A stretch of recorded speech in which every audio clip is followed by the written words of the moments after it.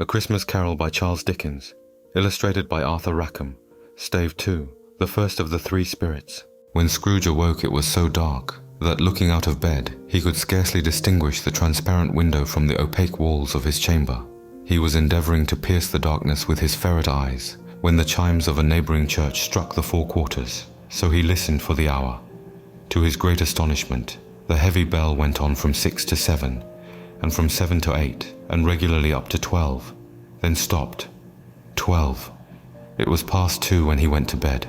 The clock was wrong. An icicle must have got into the works. 12. He touched the spring of his repeater to correct this most preposterous clock. Its rapid little pulse beat 12 and stopped. "Why, it isn't possible," said Scrooge, "that I can have slept through a whole day and far into another night. It isn't possible that anything has happened to the sun, and this is 12 at noon." The idea being an alarming one, he scrambled out of bed and groped his way to the window. He was obliged to rub the frost off with the sleeve of his dressing gown before he could see anything, and could see very little then. All he could make out was that it was still very foggy and extremely cold, and that there was no noise of people running to and fro and making a great stir, as there unquestionably would have been if night had beaten off bright day and taken possession of the world. This was a great relief, because 3 days after sight of this first of exchange paid to Mr. Ebenezer Scrooge or his order, and so forth, would have become a mere United States security if there were no days to count by. Scrooge went to bed again, and thought, and thought, and thought it over and over, and could make nothing of it. The more he thought, the more perplexed he was, and the more he endeavoured not to think, the more he thought. Marley's ghost bothered him exceedingly. Every time he resolved within himself, after mature inquiry, that it was all a dream, his mind flew back again, like a strong spring released, to its first position, and presented the same problem to be worked all through. Was it a dream or not? Scrooge lay in this state until the chime had gone 3 quarters more, when he remembered on a sudden that the ghost had warned him of a visitation when the bell tolled 1. He resolved to lie awake until the hour was past, and considering that he could no more go to sleep than go to heaven, this was perhaps the wisest resolution in his power. The quarter was so long that he was more than once convinced he must have sunk into a doze unconsciously and missed the clock. At length it broke upon his listening ear. "Ding dong! A quarter past," said Scrooge, counting. "Ding dong! Half past," said Scrooge. "Ding dong! A quarter to it," said Scrooge. "Ding dong! The hour itself," said Scrooge triumphantly, "and nothing else." He spoke before the hour bell sounded, which it now did with a deep, dull, hollow, melancholy one. Light flashed up in the room upon the instant, and the curtains of his bed were drawn. The curtains of his bed were drawn aside, I tell you, by a hand. Not the curtains at his feet, nor the curtains at his back, but those to which his face was addressed. The curtains of his bed were drawn aside, and Scrooge, starting up into a half-recumbent attitude, found himself face to face with the unearthly visitor who drew them, as close to it as I am now to you, and I am standing in the spirit at your elbow. It was a strange figure, like a child, yet not so like a child as like an old man, viewed through some supernatural medium, which gave him the appearance of having receded from the view and being diminished to a child's proportions. Its hair, which hung about its neck and down its back, was white, as if with age, and yet the face had not a wrinkle in it, and the tenderest bloom was on the skin. The arms were very long and muscular, the hands the same, as if its hold were of uncommon strength. Its legs and feet, most delicately formed, were, like those upper members, bare. It wore a tunic of the purest white, and round its waist was bound a lustrous belt, the sheen of which was beautiful. It held a branch of fresh green holly in its hand, and in singular contradiction of that wintry emblem, had its dress trimmed with summer flowers. But the strangest thing about it was, that from the crown of its head there sprang a bright clear jet of light, by which all this was visible, and which was doubtless the occasion of its using, in its duller moments, a great extinguisher for a cap, which it now held under its arm. Even this, though, when Scrooge looked at it with increasing steadiness, was not its strangest quality, for as its belt sparkled and glittered, now in one part and now in another, and what was light one instant at another time was dark, so the figure itself fluctuated in its distinctness, being now a thing with one arm, now with one leg, now with 20 legs, now a pair of legs without a head, now a head without a body, of which dissolving parts no outline would be visible in the dense gloom wherein they melted away. And in the very wonder of this, it would be itself again, distinct and clear as ever. "Are you the spirit, sir, whose coming was foretold to me?" asked Scrooge. "I am." The voice was soft and gentle, singularly low, as if instead of being so close behind him, it were at a distance. "Who and what are you?" Scrooge demanded. "I am the ghost of Christmas past." "Long past?" inquired Scrooge, observant of its dwarfish stature. "No, your past." Perhaps Scrooge could not have told anybody why, if anybody could have asked him, but he had a special desire to see the spirit in his cap, and begged him to be covered. "What?" exclaimed the ghost. "Would you so soon put out, with worldly hands, the light I give? Is it not enough that you are one of those whose passions made this cap, and force me through whole trains of years to wear it low upon my brow?" Scrooge reverently disclaimed all intention to offend, or any knowledge of having wilfully bonneted the spirit at any period of his life. He then made bold to inquire what business brought him there. "Your welfare," said the ghost. Scrooge expressed himself much obliged, but could not help thinking that a night of unbroken rest would have been more conducive to that end. The spirit must have heard him thinking, for it said immediately, "Your reclamation, then. Take heed."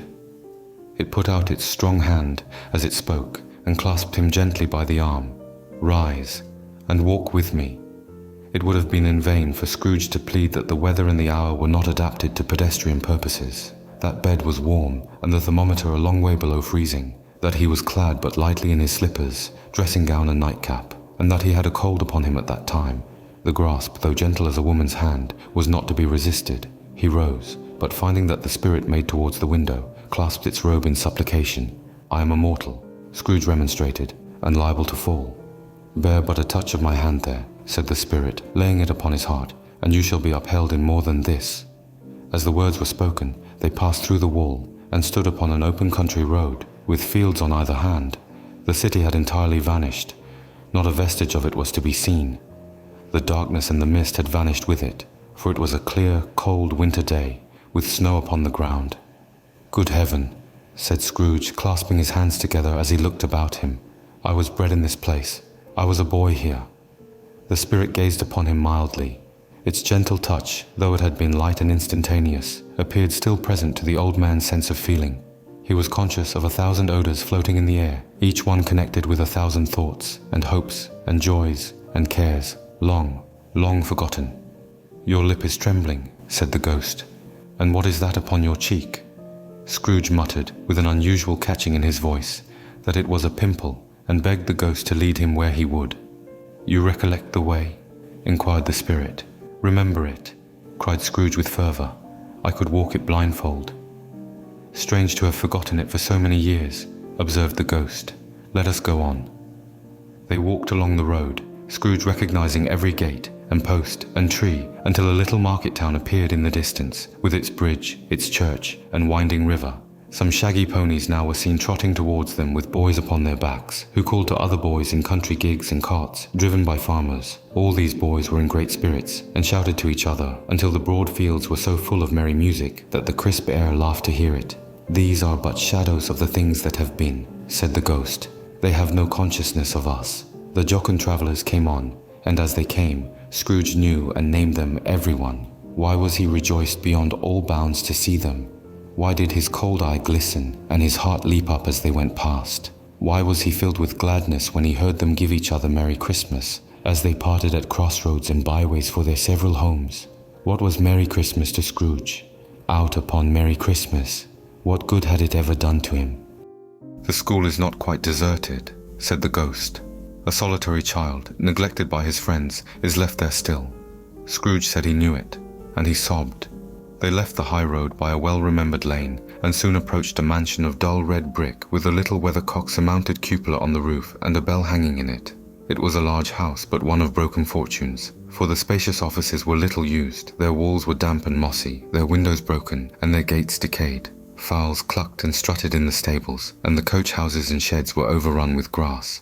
Nor was it more retentive of its ancient state within, for entering the dreary hall, and glancing through the open doors of many rooms, they found them poorly furnished, cold, and vast. There was an earthy savour in the air, a chilly bareness in the place, which associated itself somehow with too much getting up by candlelight and not too much to eat.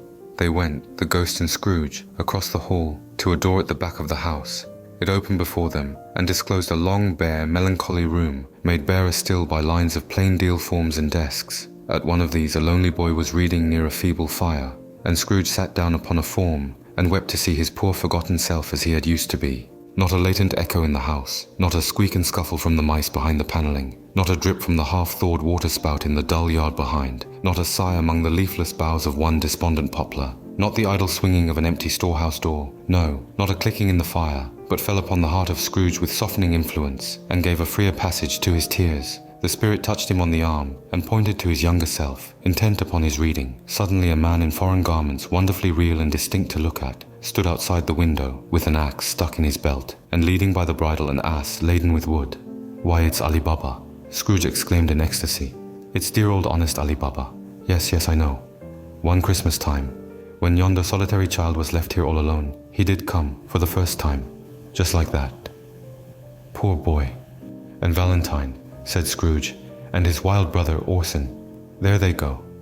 And what's his name, who was put down in his drawers, asleep at the gate of Damascus? Don't you see him? And the Sultan's groom turned upside down by the genie. There he is upon his head. Serve him right. I'm glad of it. What business had he to be married to the princess?" To hear Scrooge expending all the earnestness of his nature on such subjects, in the most extraordinary voice between laughing and crying, and to see his heightened and excited face, would have been a surprise to his business friends in the city, indeed. "There's the parrot," cried Scrooge. "Green body and yellow tail, with a thing like a lettuce growing out of the top of his head. There he is. Poor Robin Crusoe, he called him, when he came home again after sailing round the island. Poor Robin Crusoe. Where have you been, Robin Crusoe?" The man thought he was dreaming, but he wasn't. It was the parrot, you know.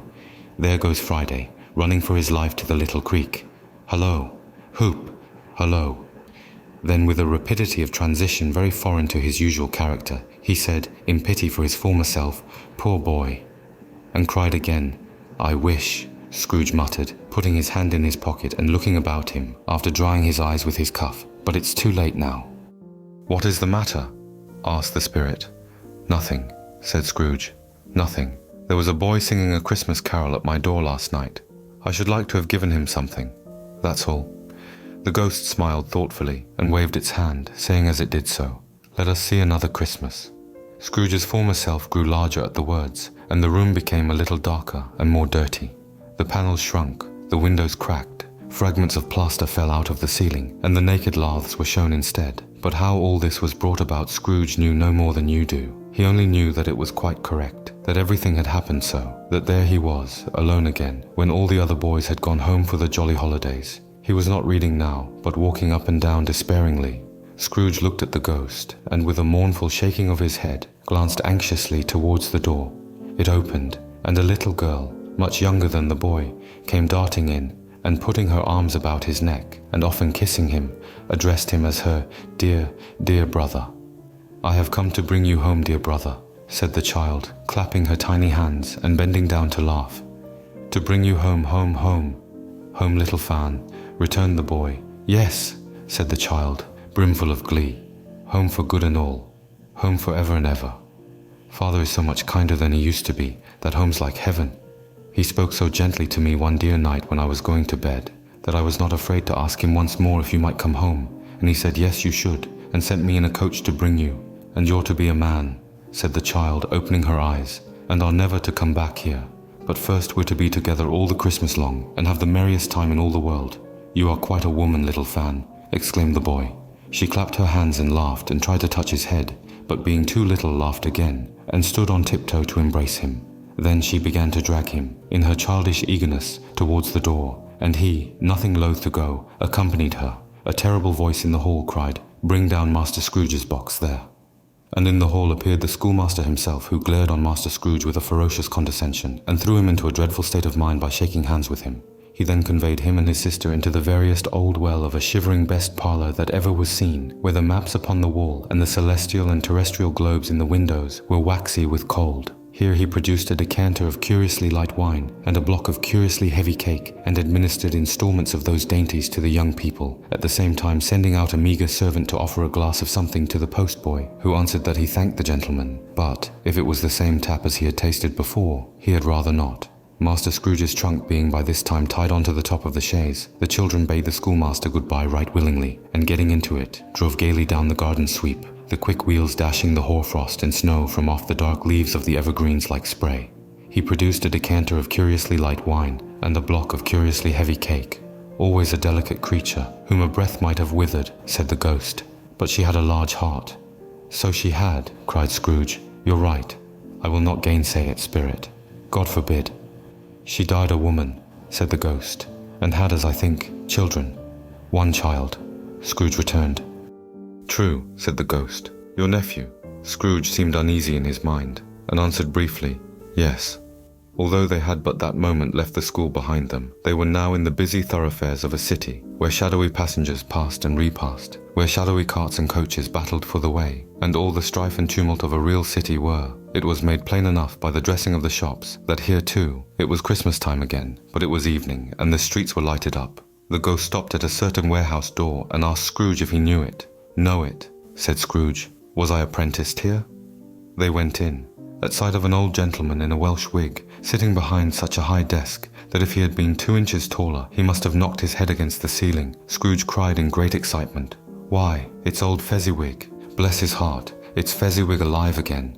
Old Fezziwig laid down his pen and looked up at the clock, which pointed to the hour of 7. He rubbed his hands, adjusted his capacious waistcoat, laughed all over himself, from his shoes to his organ of benevolence, and called out in a comfortable, oily, rich, fat, jovial voice, Yo-ho there, Ebenezer, Tick. Scrooge's former self, now grown a young man, came briskly in, accompanied by his fellow prentice. Dick Wilkins, to be sure, said Scrooge to the ghost. Bless me, yes. There he is. He was very much attached to me, was Dick. Poor Dick. Dear, dear. Yo-ho, my boys, said Fezziwig. No more work tonight. Christmas Eve, Dick. Christmas, Ebenezer. Let's have the shutters up, cried old Fezziwig, with a sharp clap of his hands, before a man can say Jack Robinson. You wouldn't believe how those two fellows went at it. They charged into the street with the shutters. 1, 2, 3. Had 'em up in their places. 4, 5, 6. Barred 'em and pinned 'em. 7, 8, 9. And came back before you could have got to 12, panting like racehorses. Hilly-ho, cried old Fezziwig, skipping down from the high desk with wonderful agility. Clear away, my lads, and let's have lots of room here. Hilly-ho, Dick. Cheer up, Ebenezer. Clear away. There was nothing they wouldn't have cleared away, or couldn't have cleared away, with old Fezziwig looking on. It was done in a minute. Every movable was packed off, as if it were dismissed from public life for evermore. The floor was swept and watered, the lamps were trimmed, fuel was heaped upon the fire, and the warehouse was as snug and warm and dry and bright a ballroom as you would desire to see upon a winter's night. In came a fiddler with a music book, and went up to the lofty desk, and made an orchestra of it, and tuned like 50 stomachaches. In came Mrs. Fezziwig, one vast substantial smile. In came the 3 Miss Fezziwigs, beaming and lovable. In came the 6 young followers, whose hearts they broke. In came all the young men and women employed in the business. In came the housemaid, with her cousin the baker. In came the cook with her brother's particular friend the milkman. In came the boy from over the way, who was suspected of not having board enough from his master, trying to hide himself behind the girl from next door but one, who was proved to have had her ears pulled by her mistress. In they all came one after another, some shyly, some boldly, some gracefully, some awkwardly, some pushing, some pulling. In they all came, anyhow and everyhow. Away they all went, 20 couple at once, hands half round and back again the other way, down the middle and up again, round and round in various stages of affectionate grouping.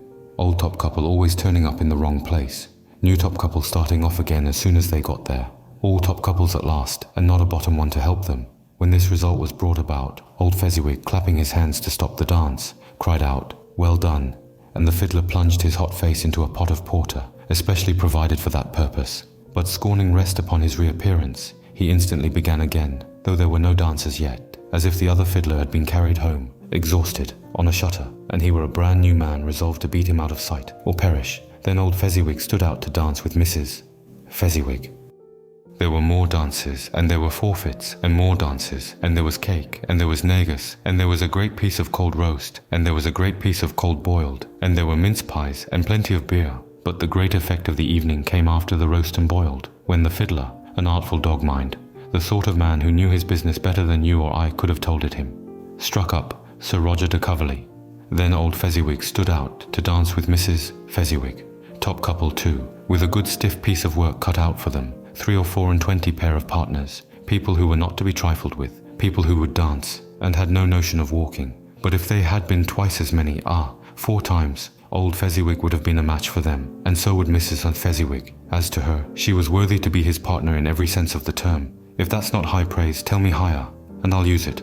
A positive light appeared to issue from Fezziwig's calves. They shone in every part of the dance like moons. You couldn't have predicted, at any given time, what would become of them next. And when old Fezziwig and Mrs. Fezziwig had gone all through the dance, advance and retire, both hands to your partner, bow and curtsy, corkscrew, thread the needle, and back again to your place, Fezziwig cut so deftly that he appeared to wink with his legs, and came upon his feet again without a stagger. When the clock struck 11, this domestic ball broke up. Mr. and Mrs. Fezziwig took their stations, one on either side the door, and shaking hands with every person individually as he or she went out, wished him or her a Merry Christmas. When everybody had retired but the two prentices, they did the same to them, and thus the cheerful voices died away, and the lads were left to their beds, which were under a counter in the back shop. During the whole of this time, Scrooge had acted like a man out of his wits. His heart and soul were in the scene, and with his former self.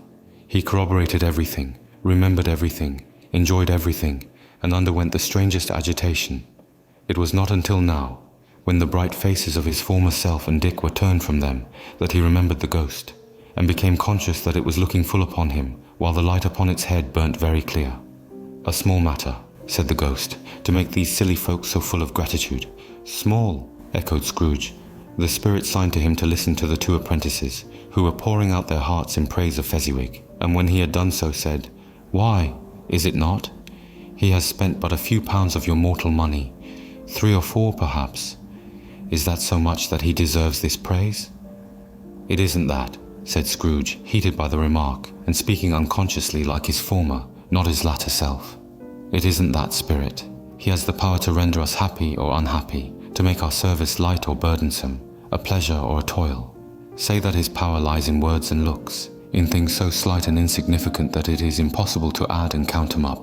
What then? The happiness he gives is quite as great as if it cost a fortune." He felt the spirit's glance, and stopped. "What is the matter?" asked the ghost. "Nothing particular," said Scrooge. "Something, I think?" the ghost insisted. "No," said Scrooge, "no. I should like to be able to say a word or two to my clerk just now. That's all." His former self turned down the lamps as he gave utterance to the wish, and Scrooge and the ghost again stood side by side in the open air. "My time grows short," observed the spirit. "Quick!" This was not addressed to Scrooge or to anyone whom he could see, but it produced an immediate effect. For again Scrooge saw himself. He was older now, a man in the prime of life. His face had not the harsh and rigid lines of later years, but it had begun to wear the signs of care and avarice. There was an eager, greedy, restless motion in the eye, which showed the passion that had taken root, and where the shadow of the growing tree would fall. He was not alone, but sat by the side of a fair young girl in a mourning dress, in whose eyes there were tears, which sparkled in the light that shone out of the ghost of Christmas past. "It matters little," she said softly. "To you, very little. Another idol has displaced me, and if it can cheer and comfort you in time to come as I would have tried to do, I have no just cause to grieve." "What idol has displaced you?" he rejoined. "A golden one." "This is the even-handed dealing of the world," he said. "There is nothing on which it is so hard as poverty, and there is nothing it professes to condemn with such severity as the pursuit of wealth." "You fear the world too much," she answered gently. "All your other hopes have merged into the hope of being beyond the chance of its sordid reproach. I have seen your nobler aspirations fall off one by one until the master passion gain engrosses you. Have I not?" "What then?" he retorted. "Even if I have grown so much wiser, what then? I am not changed towards you." She shook her head. "Am I? Our contract is an old one. It was made when we were both poor and content to be so, until, in good season, we could improve our worldly fortune by our patient industry. You are changed. When it was made you were another man."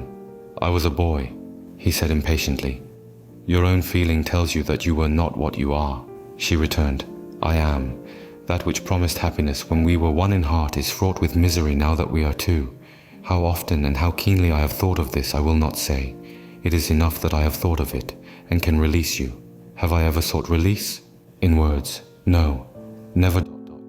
In what then? In a changed nature, in an altered spirit, in another atmosphere of life, another hope as its great end, in everything that made my love of any worth or value in your sight. If this had never been between us," said the girl, looking mildly but with steadiness upon him, Tell me, would you seek me out and try to win me now? Ah, no.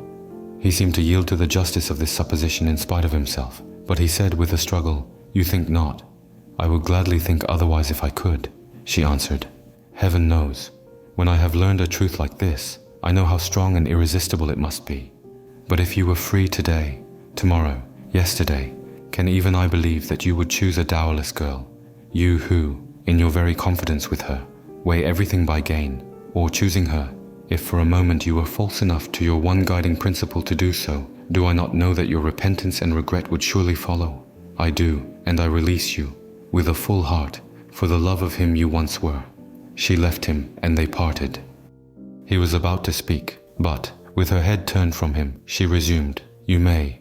The memory of what is past half makes me hope you will have pain in this, a very, very brief time, and you will dismiss the recollection of it gladly as an unprofitable dream, from which it happened well that you awoke. May you be happy in the life you have chosen." She left him, and they parted. "Spirit," said Scrooge, "show me no more. Conduct me home. Why do you delight to torture me?" "One shadow more," exclaimed the ghost. "No more," cried Scrooge. "No more. I don't wish to see it. Show me no more." But the relentless ghost pinioned him in both his arms and forced him to observe what happened next. They were in another scene and place, a room, not very large or handsome, but full of comfort. Near to the winter fire sat a beautiful young girl, so like that last that Scrooge believed it was the same, until he saw her, now a comely matron, sitting opposite her daughter. The noise in this room was perfectly tumultuous, for there were more children there than Scrooge in his agitated state of mind could count, and unlike the celebrated herd in the poem, they were not 40 children conducting themselves like one, but every child was conducting itself like 40. The consequences were uproarious beyond belief, but no one seemed to care. On the contrary, the mother and daughter laughed heartily and enjoyed it very much, and the latter, soon beginning to mingle in the sports, got pillaged by the young brigands most ruthlessly. What would I not have given to be one of them? Though I never could have been so rude. No, no. I wouldn't for the wealth of all the world have crushed that braided hair and torn it down, and for the precious little shoe, I wouldn't have plucked it off, God bless my soul, to save my life. As to measuring her waist in sport, as they did, bold young brood, I couldn't have done it. I should have expected my arm to have grown round it for a punishment, and never come straight again. And yet I should have dearly liked, I own, to have touched her lips, to have questioned her that she might have opened them, to have looked upon the lashes of her downcast eyes, and never raised a blush, to have let loose waves of hair, an inch of which would be a keepsake beyond price. In short, I should have liked, I do confess, to have had the lightest license of a child, and yet to have been man enough to know its value. A flushed and boisterous group, but now a knocking at the door was heard, and such a rush immediately ensued that she, with laughing face and plundered dress, was borne towards it the center of a flushed and boisterous group, just in time to greet the father, who came home attended by a man laden with Christmas toys and presents. Then the shouting and the struggling, and the onslaught that was made on the defenseless porter. The scaling him, with chairs for ladders, to dive into his pockets, despoil him of brown paper parcels, hold on tight by his cravat, hug him round his neck, pummel his back, and kick his legs in irrepressible affection. The shouts of wonder and delight with which the development of every package was received. The terrible announcement that the baby had been taken in the act of putting a doll's frying pan into his mouth, and was more than suspected of having swallowed a fictitious turkey, glued on a wooden platter. The immense relief of finding this a false alarm, the joy and gratitude and ecstasy, they are all indescribable alike. It is enough that, by degrees, the children and their emotions got out of the parlor, and by one stair at a time, up to the top of the house, where they went to bed, and so subsided. And now Scrooge looked on more attentively than ever, when the master of the house, having his daughter leaning fondly on him, sat down with her and her mother at his own fireside, and when he thought that such another creature, quite as graceful and as full of promise, might have called him father, and been a springtime in the haggard winter of his life, his sight grew very dim indeed. "Belle," said the husband, turning to his wife with a smile, "I saw an old friend of yours this afternoon. Who was it?" "Guess." "How can I? Tut, don't I know?" she added in the same breath, laughing as he laughed. Mr. Scrooge it was. I passed his office window, and as it was not shut up, and he had a candle inside, I could scarcely help seeing him. His partner lies upon the point of death, I hear, and there he sat alone, quite alone in the world, I do believe."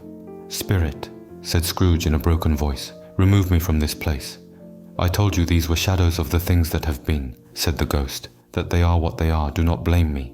"Remove me," Scrooge exclaimed, "I cannot bear it." He turned upon the ghost, and seeing that it looked upon him with a face, in which in some strange way there were fragments of all the faces it had shown him, wrestled with it. Leave me, take me back, haunt me no longer.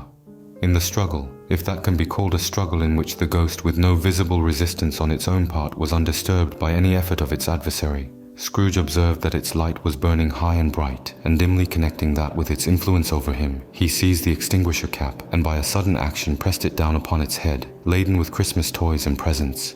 The spirit dropped beneath it, so that the extinguisher covered its whole form, but though Scrooge pressed it down with all his force, he could not hide the light which streamed from under it in an unbroken flood upon the ground. He was conscious of being exhausted and overcome by an irresistible drowsiness, and further of being in his own bedroom. He gave the cap a parting squeeze, in which his hand relaxed, and had barely time to reel to bed before he sank into a heavy sleep. 이번 영상에서는 크리스마스 캐럴 두 번째 파트를 전해드렸습니다. 이번 내용은 스크루지가 자신을 돌아보는 순간을 중심으로 펼쳐졌습니다. 그는 과거의 자신과 마주하면서 그동안 잃어버린 시간과 사랑, 그리고 후회에 대해 깊이 고민하게 되었습니다. 특히 유령이 보여준 그의 예전 모습은 스크루지에게 큰 충격을 주었고 점점 자신이 얼마나 변화할 수 있는지를 느끼게 했습니다. 우리가 살아가면서 누구나 한 번쯤은 과거를 되돌아보며 후회하고 더 나은 삶을 꿈꾸게 됩니다. 하지만 중요한 것은 그런 후회와 상처에 갇혀 있지 않고 앞으로 나아갈 수 있다는 것입니다. 이제 스크루지는 변화할 수 있는 기회를 손에 쥐었습니다. 그가 앞으로 어떤 결정을 내리고 어떻게 자신의 삶을 새롭게 시작할지에 대해서 알게 될 것입니다. 여러분도 이 이야기를 통해 자신만의 깨달음을 얻으셨기를 바랍니다. 우리의 삶에서 언제든지 변화의 기회를 맞이할 수 있다는 사실을 기억하고 오늘도 작은 변화부터 시작해보세요. 다음 시간 스크루지가 어떤 선택을 할지 함께 지켜보겠습니다. 이번 내용이 좋으셨다면 구독, 좋아요 부탁드립니다. 감사합니다.